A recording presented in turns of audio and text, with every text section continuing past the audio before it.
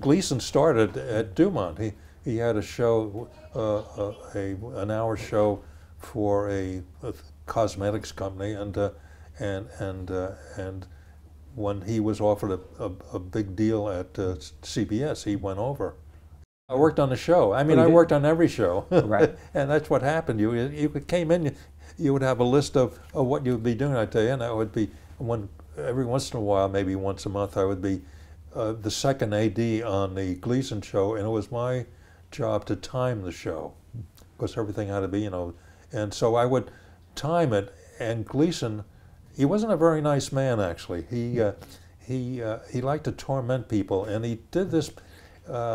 Don Russell was the announcer. See, I can remember a name like that. Don Russell, he was the announcer, and it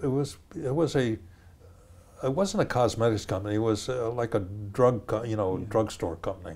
Wayland's, I think it was Wayland's. And Cavalcade of Stars, I think. Yeah, it was Cavalcade. Yeah, and the announcer would be dressed in a white jacket with Rexall, whatever's on, and he would do the commercials. And what Gleason did was he would finish the show early, as much as 10 minutes early, and he would leave. He always ended the show in a bathrobe, and he would say, "All right, good night, everybody." And then I said, "Wham, he's got 10 minutes." I would give him time cues to him. He didn't take the time cues.